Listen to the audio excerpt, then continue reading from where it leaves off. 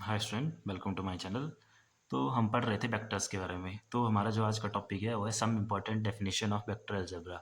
इसमें हम मेनली देखेंगे कि इक्वल वेक्टर कौन से वेक्टर होते हैं, नेगेटिव वेक्टर्स कौन से वेक्टर होते हैं, उसी तरह से कोई इनिशियल वेक्टर्स हैं, फिर कोई लीनियर वेक्टर हैं, फिर यूनिट वेक्टर है, फिर ऑर्थोगोनल यूनिट वेक्टर है। तो स्टेप बाय स्टेप या वन बाय वन हम इनको देखते हैं। तो चलो सबसे पहले हमारे पास इक्वल वेक्टर कि कौन से ऐसे वेक्टर हैं जिनको हम इक्वल बोलते हैं, ठीक है, या वो इक्वल होंगे। तो चलिए देखते हैं। देखो, इक्वल वेक्टर की अगर हम डेफिनेशन की बात करें तो इनकी डेफिनेशन है simple. Two vector are said to be equal vector if they have equal magnitude and same direction. ठीक है। अब जैसे देखो, इसको समझते हैं हम। जैसे मान लो एक वेक्टर है हमारे पास, वेक्टर ए। वेक्टर ए, ये इसका मैग्नीट्यूड हो गया और ये क्या होगी इसकी डायरेक्शन। जैसे देखो, इसकी डायरेक्शन है यहाँ पे लेफ्ट से राइट की साइड। ठीक है, ये वेक्टर ए है हमारे पास। अब इसी तरह का कोई और वेक्टर हो, वेक्टर बी हमारे पास इस तरह से, जिसका मैग्नीट्यूड बिल्कुल सेम है और उसकी डायरेक्शन भी लेफ्ट से राइट साइड ही है। यानी कि इन दोनों वेक्टर में हम देखें तो इनका मैग्नीट्यूड भी बिल्कुल इक्वल है और इनकी डायरेक्शन भी सेम साइड है। तो इन दो वेक्टर्स को हम बोल सकते हैं कि ये दोनों वेक्टर क्या हैं, ये आपस में इक्वल वेक्टर हैं। तो यहाँ पे हम लिख सकते हैं कि a vector is equal to b vector, और इनका मैग्नीट्यूड भी क्या है, और इन दोनों का मैग्नीट्यूड निकालेंगे तो वो भी सेम आएगा और इनकी डायरेक्शन भी सेम है। तो ये होते हैं हमारे पास इक्वल वेक्टर। अब जैसे इसका एग्जांपल है, देखो एग्जांपल से समझते हैं। तो एग्जांपल है, मान लो दो बॉयज है हमारे पास, boy one and boy two. ठीक है। तो बॉय वन भी इस डायरेक्शन से इस डायरेक्शन के लिए चल रहा है और उसने मान लो जो डिस्प्लेसमेंट ट्रेवल की, वो उसने 10 मीटर की डिस्प्लेसमेंट ट्रेवल की इस डायरेक्शन में। ठीक है, लेफ्ट से राइट मान लो ऐसे सिंपल। और जो बॉय टू है वो भी इसी डायरेक्शन में चल रहा है और उसने भी कितनी डिस्प्लेसमेंट कवर की है, उसने भी मान लो 10 ही मीटर की डिस्प्लेसमेंट कवर की है। तो जो फिर इन दोनों बॉयज़ की जो डिस्प्लेसमेंट आई, जैसे इसकी डिस्प्लेसमेंट भी कितनी है 10 मीटर, इसकी डिस्प्लेसमेंट भी कितनी है 10 मीटर। तो वो दोनों हुए आपस में इक्वल वेक्टर, क्योंकि इक्वल मैग्नीट्यूड है और इक्वल ही डायरेक्शन, सेम ही डायरेक्शन है, सेम डायरेक्शन होनी चाहिए और सेम ही मैग्नीट्यूड होना चाहिए, तभी हम किसी वेक्टर को बोलेंगे इक्वल वेक्टर। तो ये था इक्वल वेक्टर। अब देखते हैं नेक्स्ट नेगेटिव वेक्टर क्या होता है। देखो, तो जो नेगेटिव वेक्टर होते हैं हमारे पास, उनकी डेफिनेशन में है the vectors of equal magnitude but having opposite direction are set to be negative vector. मतलब वेक्टर, जैसे वेक्टर ए है हमारे पास, देखो ये है वेक्टर ए, इसकी डायरेक्शन है लेफ्ट से राइट। ठीक है। और जो वेक्टर बी होगा उसका मैग्नीट्यूड सेम होगा बट डायरेक्शन क्या हो जाएगी, इसके अपोजिट हो जाएगी। यानी कि अगर वेक्टर ए लेफ्ट से राइट है तो जो वेक्टर बी होगा वो राइट से लेफ्ट हो गया हमारे पास। मैग्नीट्यूड सेम है बट डायरेक्शन अपोजिट होगी। और एग्जाम्पल ले तो एग्जाम्पल में दोबारा कि अब मान लो जो बॉय वन है हमारे पास, बॉयज वन, बॉय वन वो चल रहा है इस साइड से इस साइड को कितना 10 मीटर।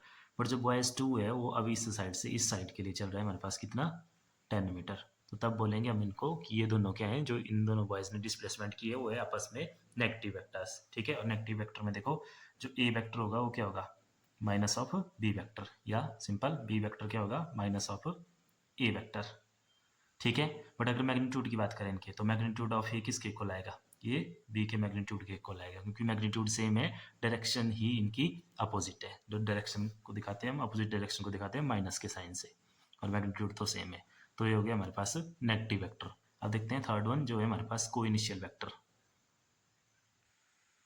तो को इनिशियल वेक्टर क्या होते हैं, देखो जिनका इनिशियल पॉइंट सेम हो, यानी कि उनकी स्टार्टिंग एक ही पॉइंट से हुई हो और आगे फिर उनका मैग्नीट्यूड कुछ भी हो सकता है, सेम भी हो सकता है, तो अलग अलग भी हो सकता है। उसी तरह से उनकी डायरेक्शन भी सेम भी हो सकती है, डिफरेंट भी हो सकती है। ठीक है, बट उनका इनिशियल पॉइंट सेम होना चाहिए। Definition, vector having common initial point but having equal और अनइक्वल मैग्नीट्यूड। इक्वल भी हो सकता है उनका मैग्नीट्यूड, अनइक्वल भी हो सकता है, एंड सेम और डिफरेंट डायरेक्शन, डायरेक्शन भी अलग अलग हो सकती है। ठीक है। जैसे एग्जांपल मान लो ये कोई पॉइंट है, यहाँ पे ओ पॉइंट है। अब इस ओ पॉइंट से वेक्टर ए मान लो इस साइड जा रहा है, इसका मैग्नीट्यूड ये हो गया, डायरेक्शन ये होगी ए वेक्टर का।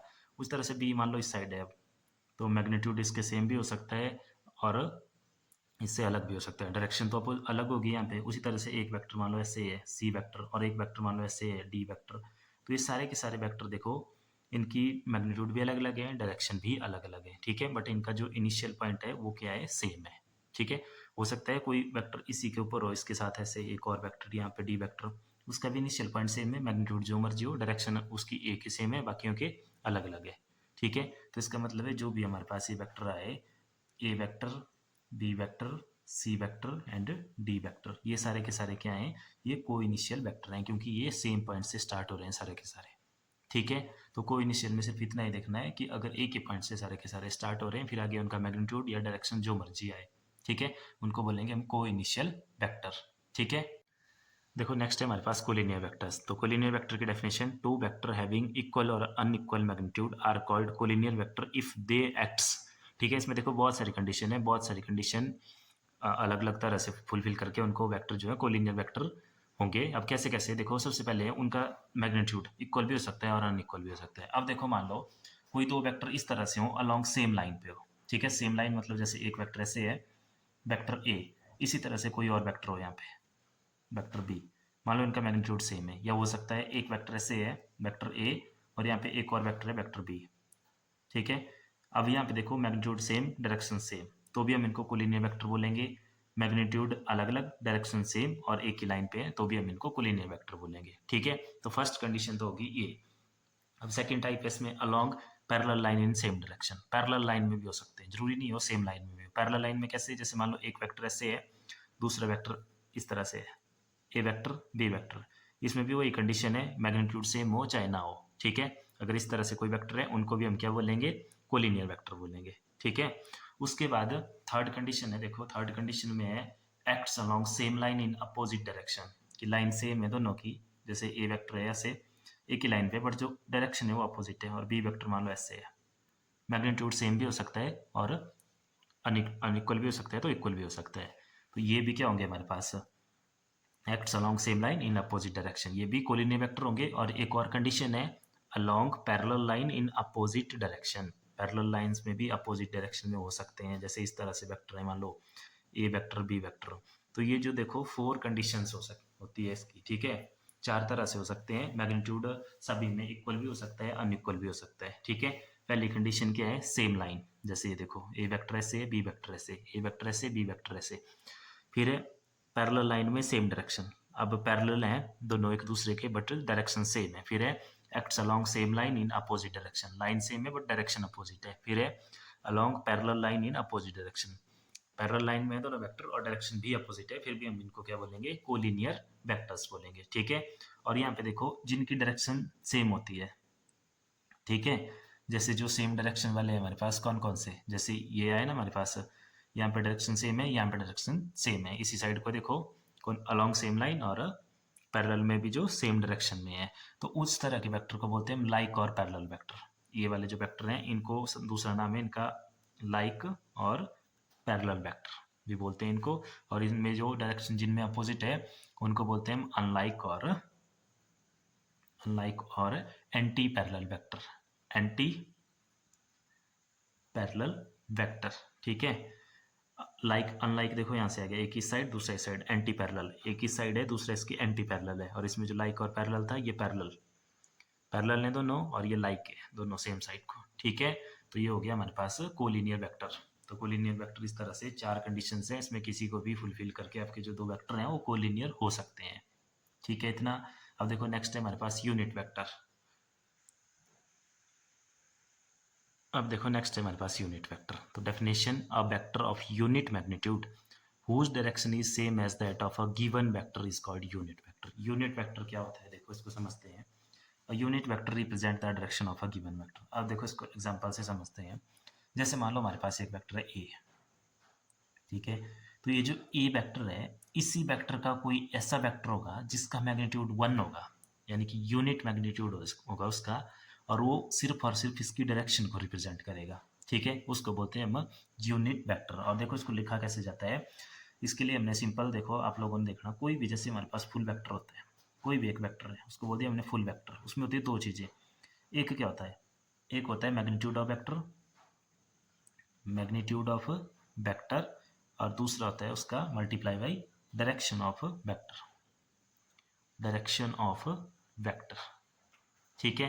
तो जैसे मान लो कोई भी हमारे पास एक फुल वेक्टर है, जैसे ये वेक्टर लिया हमने ए वेक्टर, तो इसका मैग्नीट्यूड कैसे लिखते हैं, मैग्नीट्यूड इस तरह से या सिंपल ए से भी लिखते हैं इसको, ये हो गया मैग्नीट्यूड। और अब ये जो डायरेक्शन लिखी जाएगी, तो डायरेक्शन लिखी जाएगी इस यूनिट वेक्टर के हेल्प से। यूनिट वेक्टर के हेल्प से लिखने का मतलब है उसका यूनिट उसका मैग्नीट्यूड कितना ले लेंगे हम, 1 के इक्वल, यूनिट के इक्वल, और वो सिर्फ डायरेक्शन को रिप्रेजेंट करेगा। तो उसको लिखते हैं हम ऐसे, जैसे ए कैप, ए वेक्टर के लिए ए कैप, ठीक है। तो इसको बोलते हैं हम यूनिट वेक्टर। और यहाँ से देखो फुल वेक्टर क्या हो गया हमारे पास, full vector is equal to magnitude of vector multiply by direction of vector. ये simple full vector is equal to magnitude of vector into unit vector. और अगर इस यूनिट वेक्टर को यहाँ से डिफाइन करें तो यूनिट वेक्टर देखो क्या हो गया, unit vector A cap, cap पढ़ते हैं इसको, ठीक है, is equal to full vector upon magnitude of vector. तो ये हो गया हमारे पास यूनिट वेक्टर। सिंपल कैसे लिख सकते हैं इसको, यूनिट वेक्टर क्या हो गया हमारे पास, जो भी वेक्टर है पूरा vector, vector upon magnitude of the vector, magnitude of the vector. Clear है इतना? तो ये हो गया हमारे पास यूनिट वेक्टर। अब देखो नेक्स्ट है हमारे पास ऑर्थोगोनल वेक्टर। तो इसको देखो एग्जांपल से समझते हैं। जैसे इसमें मान लो एक कोई प्लेन कंसीडर कर लो, जैसे ये होगी एक्स एक्सिस और ये होगी हमारे पास वाई एक्सिस और फिर होगी हमारे पास जेड एक्सिस। अब इन एक्सिस पे जो भी हमारे पास वेक्टर होंगे उनका जो यूनिट वेक्टर लिखा जाएगा, यूनिट वेक्टर अभी पढ़ा हमने, जो डायरेक्शन बताएगा, तो जो एक्स एक्सिस के लिए यूनिट वेक्टर रहेगा वो लिखते हैं हम हमेशा उसको आई कैप से, वाई एक्सिस के लिए जो यूनिट वेक्टर होता है वो होता है जे कैप से, और जो जेड एक्सिस के लिए होता है उसको लिखते हैं हम के कैप से। तो जो आई जे के कैप है ये यूनिट वेक्टर यूज होते हैं as a X axis, Y axis and Z axis, और इन वेक्टर्स को बोलते हैं हम ऑर्थोगोनल वेक्टर। अब जैसे इसको एग्जांपल से समझते हैं, जैसे मान लो ए वेक्टर है, अगर जो ए वेक्टर है हमारे पास अलोंग एक्स एक्सिस है, मान लो ए वेक्टर, तो तब उसको कैसे लिखा जाएगा, देखो कैसे लिखते हैं एक वेक्टर को, magnitude of that vector multiply by unit vector, और यूनिट वेक्टर एक्स एक्सिस के लिए आई कैप होगा। अगर वही ए वेक्टर मान लो अलोंग वाई एक्सिस है, वाई एक्सिस के लिए, तो कैसे लिखा जाएगा उसको, मैग्नीट्यूड ऑफ ए और साथ में वाई एक्सिस के लिए लेते हैं हम यूनिट वेक्टर जे कैप। और अगर जेड एक्सिस के लिए है तो जेड एक्सिस के लिए क्या हो गया हमारे पास, vector a is equal to magnitude of a, और जेड एक्सिस के लिए यूनिट वेक्टर लेते हैं हम के कैप। ठीक है, तो ये जो आई जे के हैं इनको बोलते हैं हम ऑर्थोगोनल वेक्टर, और ये आपस में म्यूचुअली परपेंडिकुलर होते हैं। ये देखो ये भी कितना होता है एंगल 90 डिग्री, और फिर जे और के बीच में भी कितना होगा 90, और के और आई के बीच में भी कितना होगा 90 डिग्री। तो ये म्यूचुअली परपेंडिकुलर होते हैं अपने ऊपर। ठीक है, तो ये था हमारे पास वेक्टर अलजेब्रा की सम इंपॉर्टेंट डेफिनेशन। अब इसके बाद देखेंगे हम operation of A vector algebra, जैसे उसमें मल्टीप्लिकेशन कैसे होगी, एडिशन कैसे होगा, वेक्टर्स का क्या क्या है वो सारा देखेंगे डिटेल में। तो आज के लिए इतना ही, बाकी देखेंगे हम नेक्स्ट वीडियो में। Thank you.